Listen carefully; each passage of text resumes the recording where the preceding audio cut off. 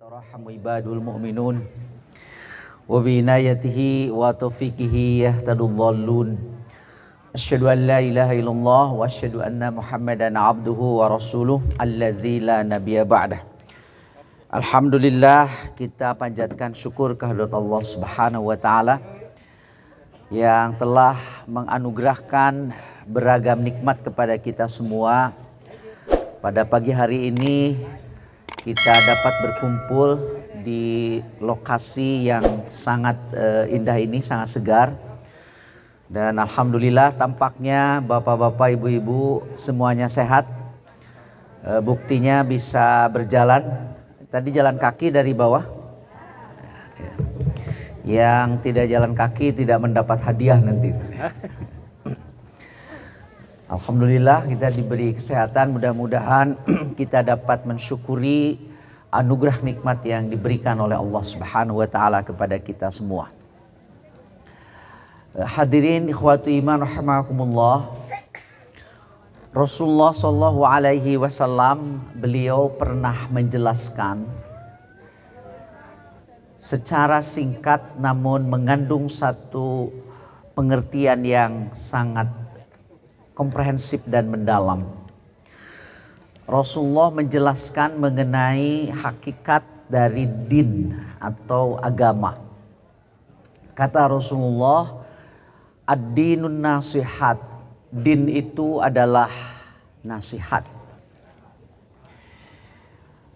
Ini satu penjelasan dan hanya satu kata, akan tetapi mencakup keseluruhan dari bangunan dinul Islam dalam hal ini. Nah, kalau Bapak Ibu ditanya tentunya kita akan susah untuk menjelaskan. Mungkin ada yang melihat agama itu hanya yang terkait dengan sholat. Mungkin ada yang melihat hanya yang terkait dengan ibadah haji, ibadah saum, gitu, pernikahan, kematian. Susah kita untuk mendefinisikannya. Namun Rasulullah SAW beliau memberikan penjelasan yang sangat singkat, akan tetapi memberikan pemaknaan yang hakiki dari din atau agama itu. Kata Rasulullah, din adalah nasihat. Nah, kata nasihat ini dari bahasa Arab, bapak-bapak, ibu-ibu, yang sudah diserap ya ke bahasa kita. Nasihat itu antara lain berasal dari kata nasoha. Artinya adalah membersihkan atau memurnikan. Memisahkan unsur-unsur yang bukan menjadi bagian dari materi atau objek tersebut. Umpamanya di dalam kamus diberi contoh pada kalimah nasohal asal, membersihkan atau memurnikan madu. Karena madu itu ketika diambil dari sarangnya kan masih tercampur. Ya, mungkin ada lalat yang menempel, ada bagian-bagian kecil dari tumbuhan ya, atau serangga yang menempel, kemudian dipisahkan itu sehingga keluarlah ya madu yang murninya itu. Nah, pekerjaan itu adalah nasoha. Berarti kalau orang yang beragama adalah mereka yang membersihkan, yang siap membersihkan dirinya dari akidah yang tidak benar, dari ibadah yang tidak dicontohkan oleh Rasulullah. Kemudian dia juga bersedia ketika bengkok untuk diluruskan, ketika berada pada jalan yang salah untuk diluruskan. Itu esensi dari agama. Nah, makanya bapak-bapak, ibu-ibu datang ke sini kan, itu sebagai bentuk ya keberagaman kita untuk bersedia itu. Oh, tampaknya akidah saya ada kurang lurus ini, kurang murni, maka kemudian dimurnikan, diluruskan gitu. Tadi ada sesepuh ini, ketua jamaah Abah siapa namanya? Abah Odin ya. Nah, kata beliau dulu katanya di sini tempat pemujaan. Biasanya kan manusia itu suka memuja sesuatu yang dia mengagumkan bagi dirinya. Meskipun sebetulnya di dunia ini adalah manusia makhluk yang paling mengagumkan. Kenapa kemudian manusia itu begitu lihat nih gunung yang tinggi jadi kagum. Ya, kemudian dia memuja. Padahal gunung yang tinggi itu ada yang meninggikan. Buktinya nih gunung yang tinggi ini datang sekarang dengan teknologi. Kayaknya kurang 1 bulan ini bisa habis diambil pasirnya. Kenapa kemudian harus dipuja? Dan apa yang membuat nih ada alat berat ke sini diambil pasirnya itu kan otak manusia. Nah, makanya Nabi Ibrahim alaihissalam, bapak-bapak, ibu-ibu dulu, beliau memberikan sebuah contoh kepada kita. Janganlah kita ini keliru untuk menuhankan sesuatu yang memang tidak layak untuk kita pertuhankan. Nabi Ibrahim ketika itu beliau mencari Tuhan. Dan ketika di malam hari, sepi kan, gelap. Tapi ada satu makhluk yang ketika yang lain itu terdiam, terlelap tidur, malamnya juga sangat sepi, tapi ada makhluk yang keluar sendirian dengan indah dan perkasa. Bulan itu. Kagum tuh Nabi Ibrahim. Ketika itu beliau belum mendapat petunjuk dari Allah Subhanahu wa taala. Sangat kagum sekali dengan bulan itu. Kekaguman ini mencapai puncaknya menjadi menuhankan kekaguman ini. Maka Ibrahim kemudian berkata, "Hadza Rabbi," kata Nabi Ibrahim. Inilah Tuhanku. Kagum dia. Tapi apa yang terjadi ketika malam itu berangsur habis dan kemudian datang siang, bulan itu lenyap. Kata Nabi Ibrahim alaihissalam, karena dia kecewa, masa ada Tuhan yang kemudian hanya hadir di malam hari. Kata Ibrahim, "Inilah uhibbul afilin." Saya tidak suka Tuhan yang hadir di malam hari tapi lenyap di siang hari. Nah, jadi dulu katanya ini tempat nyembah karena mungkin tinggi gitu ya. Nah, sekarang datang agama menasihati. Ad-dinun nasihat. Jadi mau diluruskan ya, bapak-bapak dan ibu-ibu itu. Itu esensi atau hakikat dari agama. Gimana? Nah, biar dekat aja. Halo, Kang Kuping. Kuping.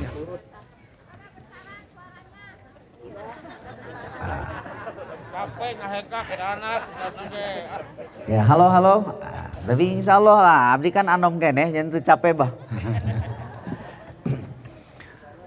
Jadi ad-dinun nasihat. Begitu juga dalam peribadahan, perekonomian dan lain sebagainya. Orang yang beragama itu siap untuk diluruskan. Itu esensinya.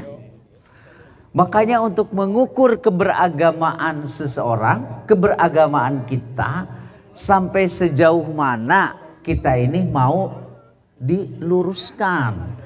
Mau dimurnikan akidahnya, mau dibersihkan akidahnya. Oleh karenanya, hal yang penting di dalam beragama itu adalah saling menasihati, ya, tawasau bil haq. Hadirin ikhwati man rahimakumullah. Tampaknya mudah kalau begitu ya. Agama itu sebagai nasihat itu. Tapi di dalam prakteknya justru tidak mudah. Antara memberikan nasihat dengan menerima nasihat sama-sama beratnya. Sama-sama beratnya. Apakah memberikan nasihat itu mudah? Tidak mudah. Apalagi kalau kita tidak pernah melaksanakan apa yang kita nasihatkan. Ada 3 ya. Paling tidak nih ada 3 di mana kita sangat berat untuk memberikan nasihat. untuk meluruskan kalau bengkok, membersihkan kalau kotor. Pertama, orang yang paling dekat dengan kita. Paling susah itu. Ibu-ibu ini, apakah ibu-ibu gampang menasihati suami? Susah. Ini suami-suami yang di sini itu sok tahu.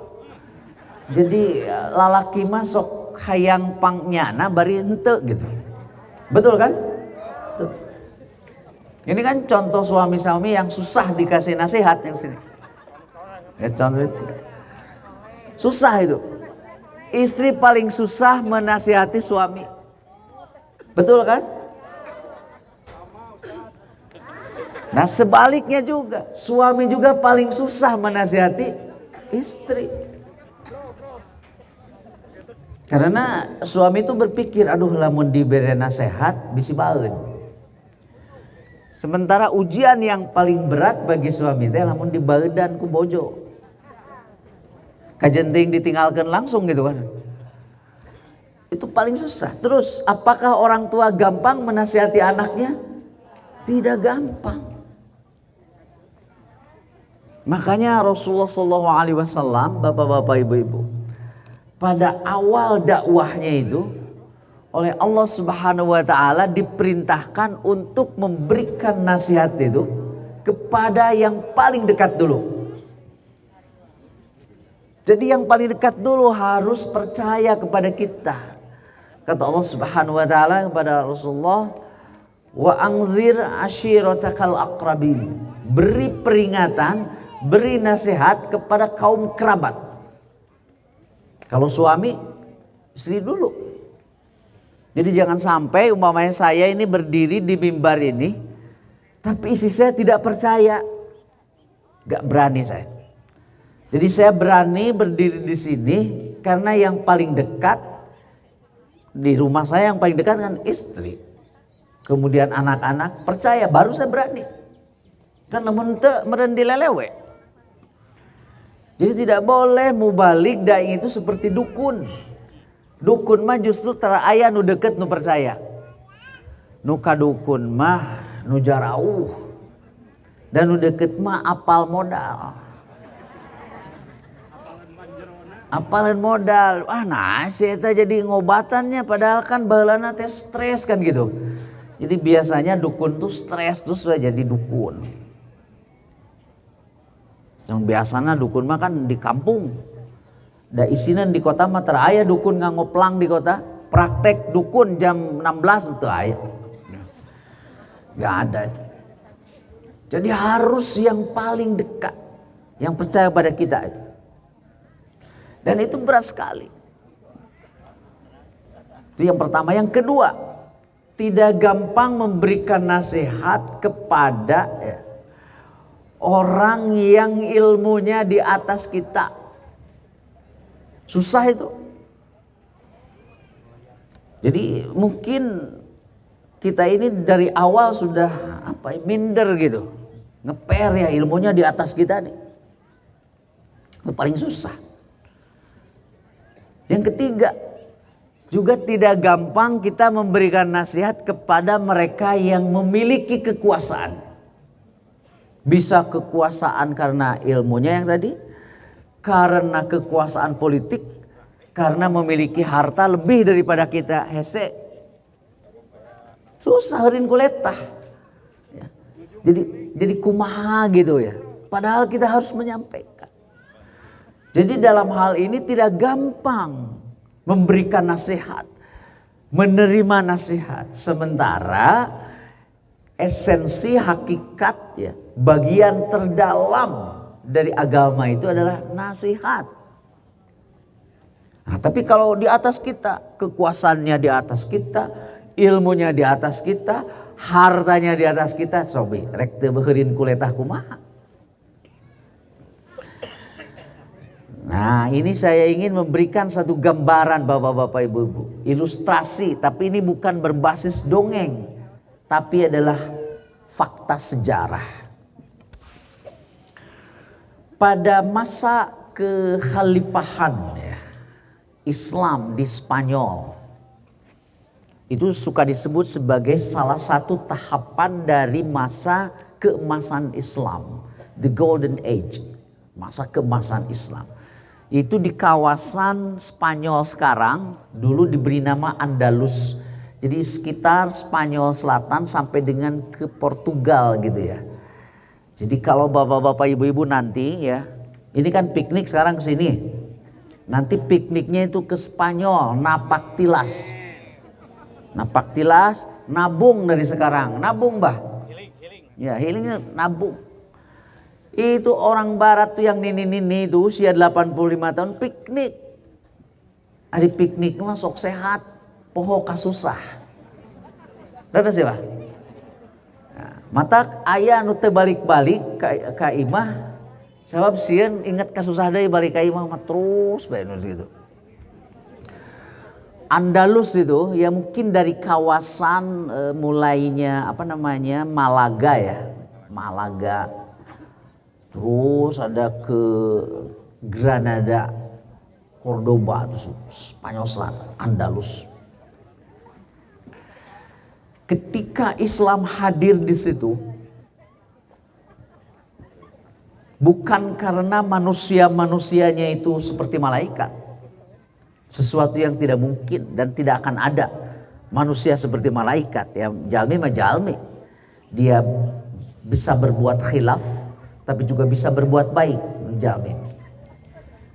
Jadi masa keemasan Islam di Andalus itu bukan berarti manusianya tanpa cacat, tanpa celak, tanpa dosa. Bukan. Tapi karena manusianya mau saling memberi nasihat. Bahkan termasuk penguasanya, khalifahnya ketika itu, Bapak Ibu-Ibu, rela ya, siap menerima nasihat. Dan ulamanya berani untuk memberikan nasihat meskipun kepada penguasa. Jadi penguasanya berlapang dada untuk dinasihati. Karena inti dari agama itu seperti itu. Kemudian ulamanya juga berani dan ikhlas menyampaikan nasihat. Dan itu tidak gampang. Ini dibuktikan pada era keemasan Islam di Spanyol ketika itu. Nah, saya kisahkan ini bapak-bapak, ibu-ibu.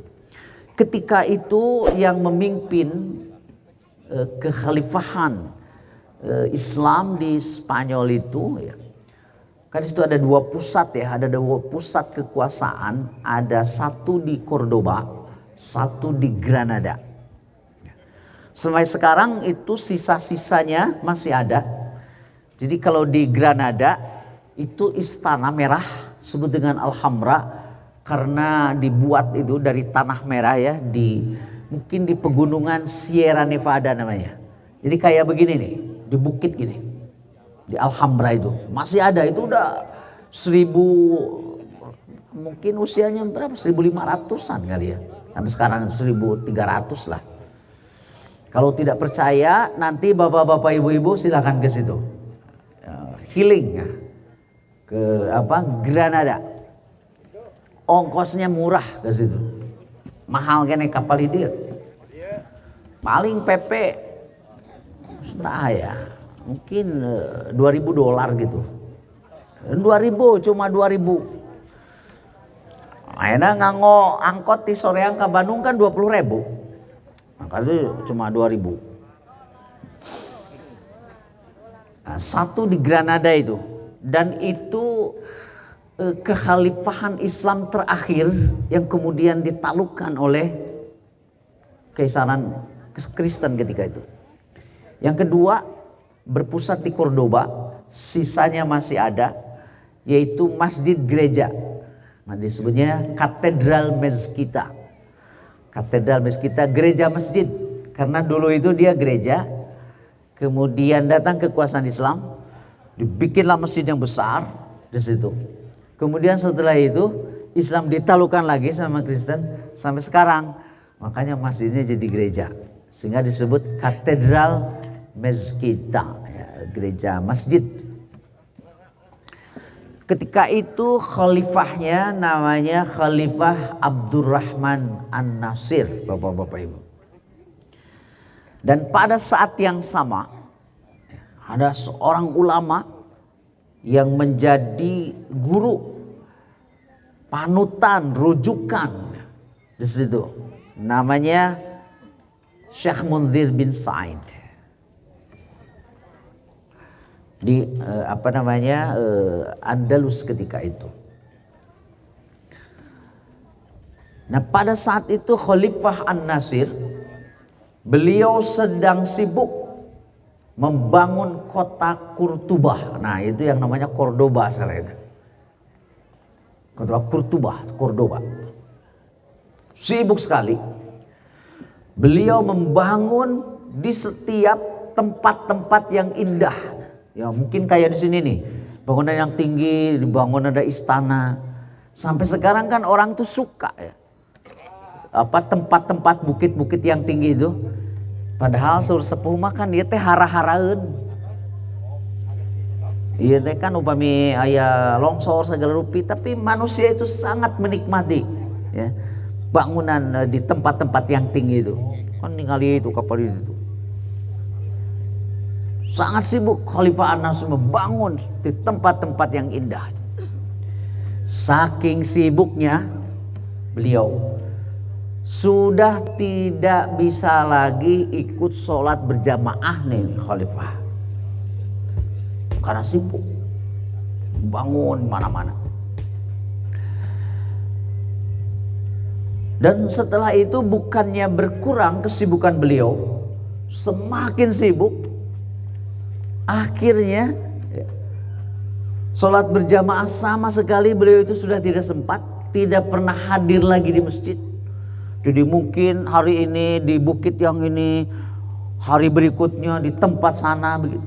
Sampai kemudian sholat Jumat pun beliau itu sudah 3 kali tidak terlihat. Khalifah An-Nasir ini sudah 3 kali sholat Jumat. Keadaan ini meresahkan, khususnya bagi Syekh Munzir bin Sa'id. Karena kan beliau itu pemimpin muslim, harus memberikan contoh. Termasuk juga sholat berjamaah, kemudian juga bagaimana beliau memberi contoh untuk sholat Jumat. Ini sudah tidak sempat lagi sholat berjamaah, kemudian 3 kali sudah tidak sholat Jumat. Sangat meresahkan, khususnya bagi Syekh Munzir bin Sa'id. Karena Syekh Munzir bin Sa'id itu tahu persis bahwa kesolehan pemimpin itu menjadi kunci turunnya rahmat dan berkah Allah Subhanahu wa taala. Kesolehan kita itu jelas menjadi kunci turunnya rahmat dan berkah Allah, apalagi kesolehan pemimpin. Allah Subhanahu wa taala di dalam Al-Qur'an berfirman, "Lau amana ahlul qura wattaqau la fatahna 'alaihim barakatim minas sama'i wal ardh." Seandainya beriman dan bertakwa penduduk suatu negeri, maka niscaya Allah akan menurunkan rahmat dan berkahnya. Apalagi pemimpinnya. Jadi Syekh Munzir bin Sa'id itu khawatir ini khalifah ini sudah tidak sempat sholat berjamaah. Kan beliau pemimpin Islam. Kemudian sudah 3 kali tidak sholat Jumat. Lebih meresahkan lagi karena takut rahmat dan berkat Allah itu tertutup. Karena pemimpinnya sudah tidak mau melaksanakan perintah Allah Subhanahu wa taala. Ini sangat meresahkan sekali bagi Syekh Munzir bin Sa'id. Hadirin khawatiman rahimakumullah. Alhamdulillah ini pada Jumat keempat Khalifah Abdurrahman An-Nasir hadir ikut sholat Jumat beliau. pada Jumat keempat. Nah, kesempatan ini digunakan dengan sebaik-baiknya, dengan penuh keikhlasan ya, oleh Sahmun bin Sa'id untuk menyampaikan nasihatnya dia sebagai khatib Jumat. Nah, saya katakan tadi kan kalau tidak memiliki pemahaman yang mendalam untuk esensi agama itu, berat bagi Sahmun bin Sa'id untuk menasihati pemimpinnya. Nah, jadi di dalam khutbah Jumatnya begitu terlihat hadir Khalifah Abdurrahman An-Nasir, maka kemudian beliau menyampaikan khutbah yang secara langsung ini ditujukan untuk menasihati umumnya semua sih, tapi secara khusus untuk Khalifah Abdurrahman An-Nasir. Maka kemudian Syekh Munzir bin Sa'id membacakan beberapa ayat di dalam surat Asy-Syu'ara. Atabnuna bikulli ri'in ayatan ta'basun. Apakah kalian terus-menerus akan membangun bangunan di tempat-tempat yang tinggi, meskipun kadang-kadang tidak ada manfaatnya, hanya untuk monumen saja begitu. Wa tattakhiduna masani'a la'allakum takhludun. Dan kalian juga terus-menerus membangun benteng-benteng agar kalian kekal memegang kekuasaan, agar tetap berkuasa. Kalian bangun benteng-benteng. Wa idza batashtum jabbarin. Dan apabila demi pembangunan yang seperti itu kalian harus mengambil hak rakyat, itulah terjemahan bebasnya, kalian mengambil dengan dolim. Nah, sekarang kan sedang ribut nih, entah keberapa puluh kasus selama kita merdeka ini. Ada kasus Rempang ya. Sekarang sedang ribut karena rakyat yang sudah puluhan tahun di situ harus berpindah. Sementara kan di kita itu ada satu masyarakat ya. Di kita itu yang biasa sebut masyarakat adat. Masyarakat adat. Kalau orang barat menyebutnya indigenous people. Dan pada umumnya yang namanya indigenous itu selalu tersingkir. Di Australia aborigin, datang orang Inggris itu tersingkir. Di Amerika orang Indian kan begitu. Ya, singkir, indigenous. Padahal masyarakat adat itu kehidupannya sangat tergantung kepada tanah. Oleh karena itu ada istilah tanah adat di kita kan. Tempat lain ada tanah ulayat, ada hak ulayat. Dulu lurah itu tidak digaji, tapi dikasih bengkok ya namanya. Bengkok atau carik. Mana ada. Makanya ada tanah adat, ada hutan adat. Sehingga dalam bahasa Yunani itu disebut dengan chthonic society.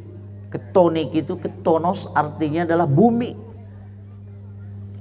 Jadi satu masyarakat yang memang kehidupannya tergantung tanah di mana dia berada. Ketika itu terambil, maka dia tidak bisa hidup lagi. Sekarang masyarakat adat itu kan tersingkir. Nah, maka bisa kita lihat kenapa masyarakat di kita itu menjadi tidak begitu tentram lagi, hubungannya tidak sehangat gitu, karena memang tanah-tanah kita itu sudah mulai menyempit. Kan kalau orang tua dulu tanah-tanahnya itu luas. Khususnya masyarakat adat tuh ada sawahnya, ada tumbuhannya, ada kolamnya. Orang atau masyarakat yang hidup di lokasi seperti itu, dia itu akan ramah, nyaman. Coba sekarang kita punya rumah 80 meter persegi, buruan. Bagaimana kita mau kemudian bersosialisasi bermasyarakat yang gak ada halamannya? Ya, Kalau dulu ada istilah kermejehna kembang buruan. Si budak teh pika lucuan. Sekarang gak ada anak kembang buruan ge eueuh. Jadi berubah dari kermejehna kembang buruan jadi kermejehna pika sebelen sekarang. Jadi anak gitu menjadi bandel gitu karena dia gak punya juga tempat bermain.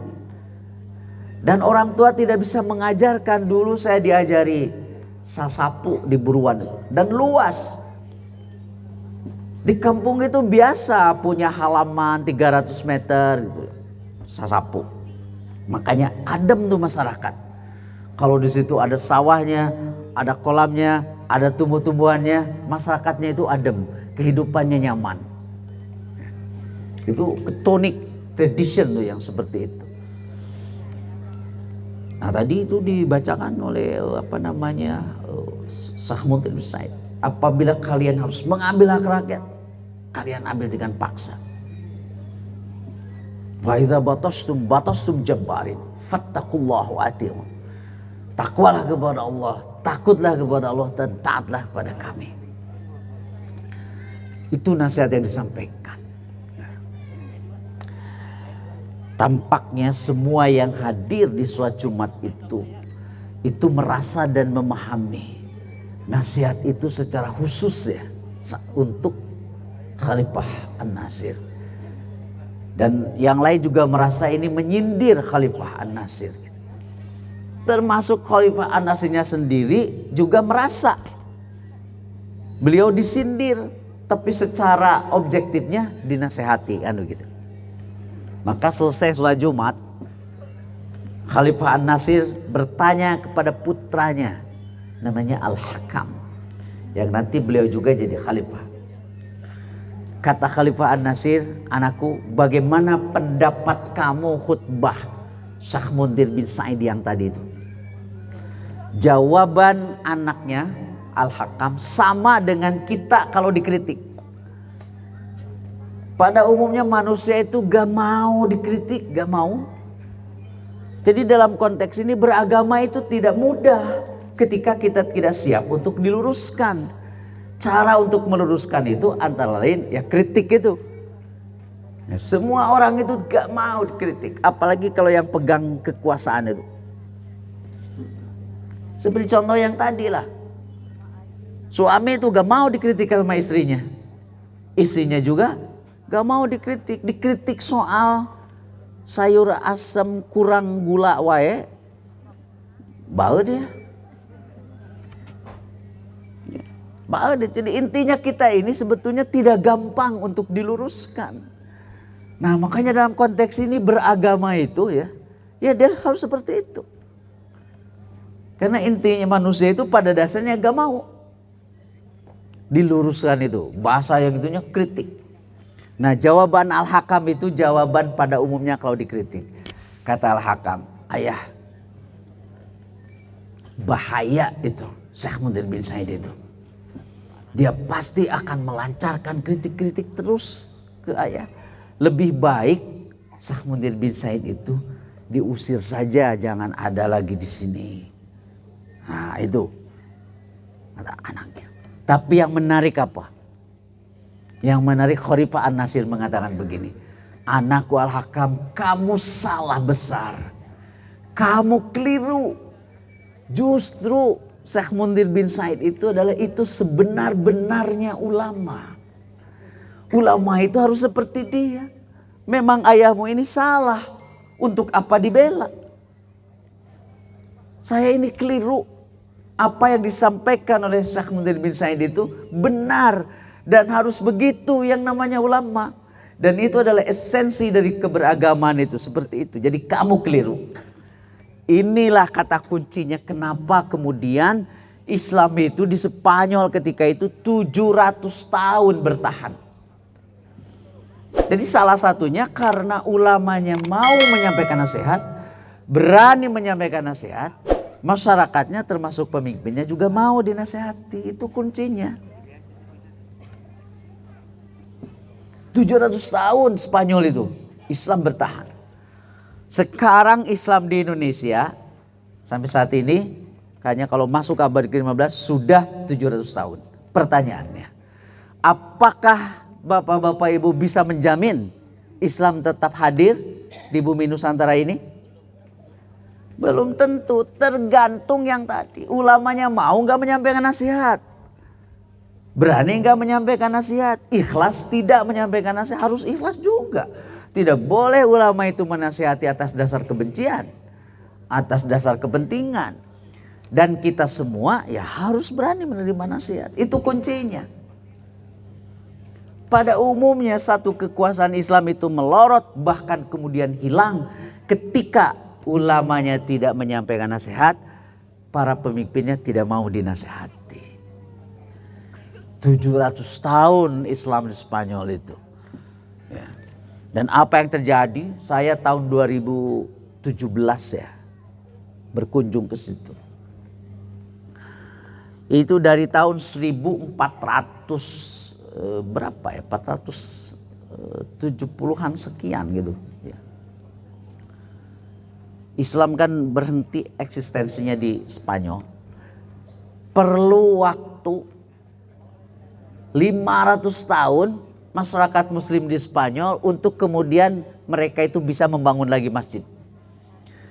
Jadi ketika itu ada salah satu pemimpin muslim di Granada, baru tahun 2010 mereka diizinkan untuk membangun masjid. Bayangkan perlu waktu 500 tahun. Sekarang masjid di kita banyak, PPJ itu jangan dikosongkan. Itu mereka harus menunggu 500 tahun untuk bisa mendirikan masjid. Sekarang masjid di kita banyak, masa kemudian dibiarkan itu? Mereka perlu waktu 500 tahun. Ya. Padahal dulu Islam ada 700 tahun. Hadirin ikhwati man rahimahumullah. Nah, kata Khalifah An-Nasir, salah anakku. Yang benar itu Samuel bin Sa'id. Kemudian Khalifah An-Nasir berkata, sekaligus berpesan kepada putranya, bal yusalli bin nas hayatana wa hayatahu insyaallah. Oleh karena itu anakku, aku titip, aku berwasiat kepadamu, tolong ulama Syekh Munzir bin Said itu harus tetap menjadi imam sholat kita. Harus tetap menjadi ulama kita selama ayahmu hidup. Dan nanti kalau kamu memimpin negara ini, kamu harus tetap menjaga kehormatan wibawa ulama ini.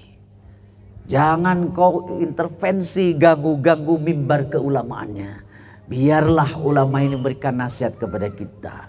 Bal yusalli bin nas hayatana wa hayatahu insyaallah.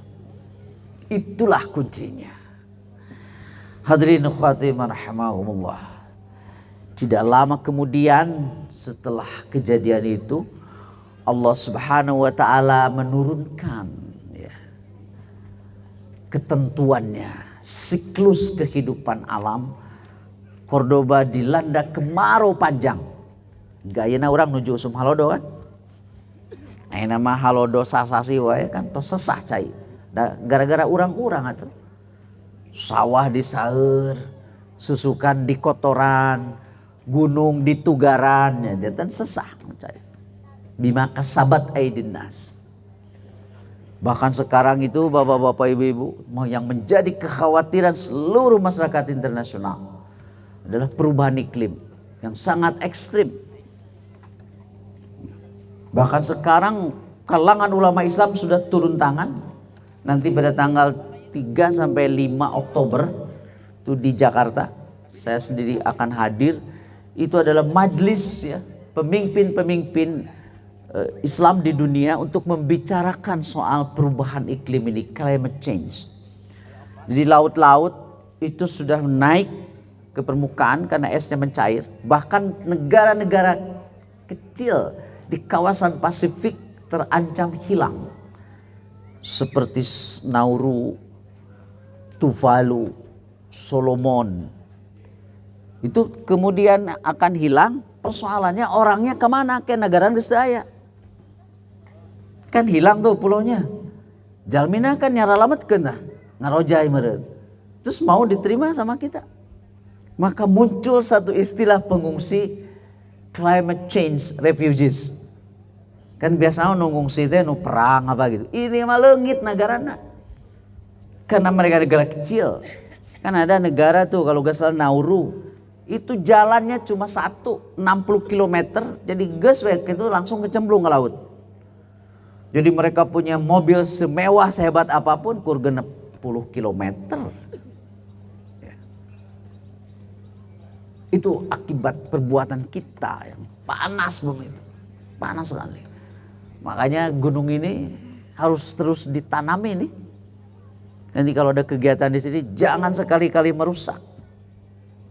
Kau mau tekengi ngebarala tanung kewe di dinya eta plastik-plastik nah.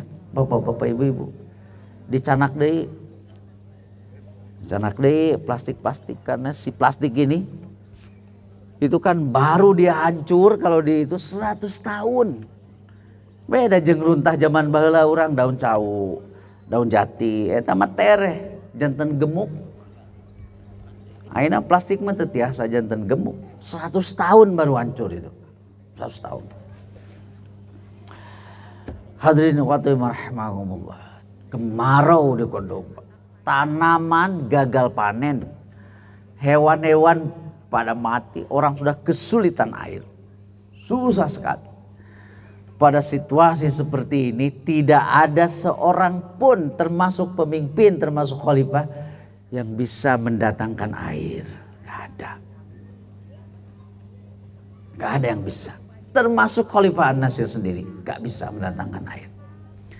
Satu-satunya yang bisa mengetuk pintu langit untuk menurunkan air itu adalah sholat istisqa. Itu satu-satunya. Sholat istisqa untuk mengetuk pintu langit. Mohon kepada Allah Subhanahu wa ta'ala.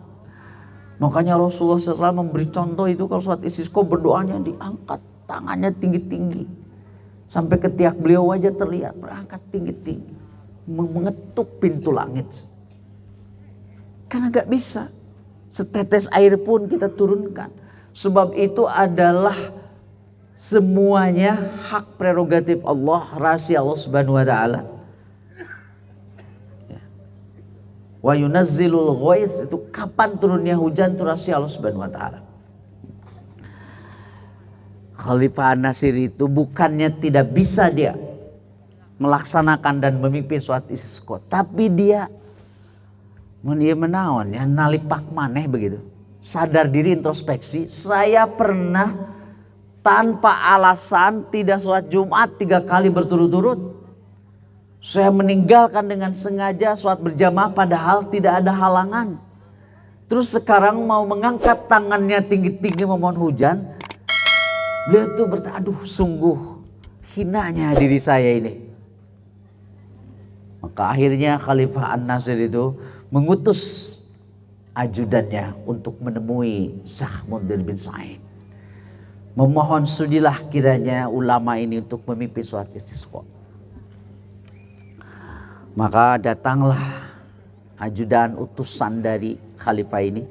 Dan ketika datang, ya, maka yang pertama kali ditanyakan oleh Sahmudin bin Sa'id, bagaimana kabar Khalifah An-Nasir sekarang? Dijawablah dengan jujur oleh ajudannya. Ya Ustadz, sekarang khalifah itu setelah mendapat nasihat pada sholat Jumat beberapa yang lalu. Beliau itu jangankan sholat wajib berjamaah, jangankan sholat Jumat, semua sholat sunat, bahkan tidak ada satupun malam yang terlewat untuk tidak sholat malam, tidak sholat tahajud. Beliau itu sering menangis sendirian di tengah malam itu. Bahkan saya sebagai ajudannya yang paling dekat sering mendengar beliau berdoa kepada Allah. Ya Allah, janganlah engkau timpakan azabmu karena kedoliman saya sebagai pemimpin, katanya. Biarlah azabmu itu hanya untuk saya saja sebagai pemimpin. Rakyatku jangan. Demi mendengar laporan seperti itu, menetes air mata Sahmudin bin Sa'id. Beliau bangga punya pemimpin yang ketika dinasihati bukan berbalik menjadi kebencian, tapi menerima, karena itulah esensi dari agama. Begitu juga kita. Ketika menerima nasihat itu, saur sepuh mah regepkeun heula gitu. Jangan kemudian berbalik menjadi amunisi kebencian. Begitu juga ketika kita menyampaikan nasihat itu harus ikhlas kita sampaikan, bukan juga sebagai wahana untuk menumpahkan kebencian atau dendam begitu. Tidak boleh. Demi mendengar laporan seperti itu, maka Syekh Mundir bin Said menyanggupi untuk memimpin sholat istisqa. Dan sebelum pergi, ya, Syekh Mundir bin Said itu menitipkan kepada ajudan khalifah ini oleh-oleh, buah tangan. Ya, jadi kebiasaan orang-orang soleh itu saling memberi. Ya, kebiasaan saling memberi. Bukan nilai dari barang yang dia berikannya, akan tetapi penghormatan di situ. Ini oleh-oleh nih. Tapi oleh-oleh yang diberikan oleh Syekh Mundir bin Said itu bukan barang, tapi sebaris syair puisi yang beliau abstraksikan dari ayat Al-Quran. Puisinya itu satu baris saja, tapi maknanya luar biasa. Dan tampaknya itu diambil dari ayat yang tadi. Lau amana ahlal qura wattaqau lafatahna alaihim barakatim minas samai wal ard. Seandainya beriman dan bertakwa penduduk satu negeri, niscaya kami akan menurunkan rahmat dan barokahnya, termasuk air hujan. Nah begini, ini bapak-bapak ibu pasti akan hafal nih. Cuma satu baris saja. Puisinya bagus sekali. Ihmilil matara ma'aka. Bawalah hujan bersamamu ke hadapan khalifahmu. Idza khasya'a jabbar dunya. Apabila pemimpin dunia itu tunduk taat takut kepada Allah Subhanahu wa taala, faqad rahima jabbarus sama. Maka Allah sang pemimpin langit pasti dia akan menurunkan rahmatnya. Luar biasa. Ihmilil matara ma'ak. Hujan, bawalah hujan bersamamu ke hadapan khalifahmu. Sekarang khalifahmu itu sudah menjadi pemimpin dunia yang takut kepada Allah, yang taat kepada Allah, tidak akan lagi memunggungi perintah Allah. Faqad rahima jabbarus sama. Pasti Allah akan menurunkan rahmatnya. Ihmilil matara ma'ak. Idza khasya'a jabbar dunya faqad rahima jabbarus sama. Akhirnya pergilah, sampaikanlah puisi itu. Terharu Khalifah An-Nasir. Beliau semakin takut dan tidak terbersit lagi untuk coba-coba tidak taat kepada perintah Allah. Dan kemudian dilaksanakan sholat istisqa bapak-bapak ibu-ibu. Dan tidak perlu menunggu waktu lama, Allah pun kemudian menurunkan hujan. Semakin takutlah Khalifah An-Nasir untuk coba-coba dia melakukan perbuatan yang memunggungi perintah Allah sebagaimana dia lakukan. Dan dia semakin membukakan dirinya setiap saat, kapan saja untuk menerima nasihat. Jadi singkat kata, kalau kita sudah berada pada situasi seperti itu, kita kapan saja siap untuk diluruskan, dibersihkan, dimurnikan akidah ibadah kita dan semua bentuk ajaran Islam. Dan kita juga berani dan ikhlas untuk menyampaikan nasihat, meluruskan kepada siapa saja, termasuk yang di atas kita segala-galanya. Maka insya Allah rahmat dan berkat rahmat dari Allah Subhanahu wa taala tidak akan pernah tertahan. Jadi kalau sekarang kita merasakan nih, ya, negara kita itu kan negara yang paling kaya di dunia ini, salah satu yang paling kaya. Bahkan hutannya kita ini kembar dengan Brazil. Disebutnya paru-paru dunia. Di paru-paru itu ada dua ya. Satu itu hutan Amazon dan satu lagi kan hutan-hutan di Kalimantan, paru-paru dunia. Kaya sekali. Apa saja tumbuhan yang sebut di dalam kamus ada di Indonesia. Tapi kenapa? Ya, kita ini beras import. Import semua. Padahal kita sudah ada. Jangan-jangan kita ini kehilangan berkah. Berkah itu apa? Ziyadatul khair. Bertambahnya kebaikan. Ya. Meskipun jumlah kuantitasnya sedikit, tapi daya ungkitnya tinggi. Jadi berkah itu ibarat begini nih, ibu-ibu, bapak-bapak punya uang 5 juta. Tapi kekuatan uang 5 juta itu dapat menyelesaikan persoalan-persoalan yang bernilai 10 juta. Nah, itu berkah.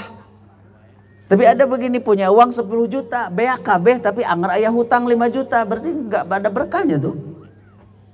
Nah sekarang ibu-ibu mau pilih punya uang yang 5 juta, tapi punya daya keberkahan 10 juta, atau punya uang 10 juta, jadi ayah hutang 5 juta, badai pilih mana?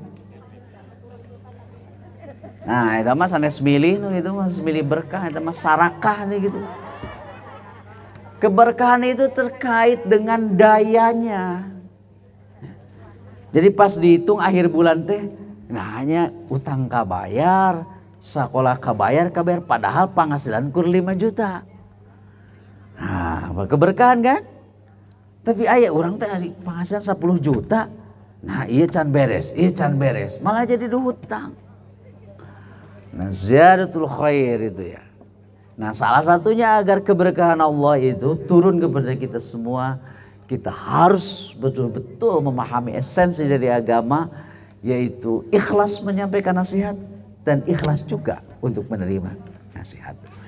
Mudah-mudahan yang saya sampaikan tadi menjadi bagian dan bentuk dari kita saling menasihati, saling mengingatkan. Dan ingat, nasihat itu bukan hanya dengan kata-kata, ada juga yang langsung dengan perbuatan. Semua orang bisa menyampaikan nasihat sesuai dengan kapasitasnya. Ari ngaraos orang cariosan teh tepak tepi kangenahan batur mah ya ulah ku cariosan nasihatna.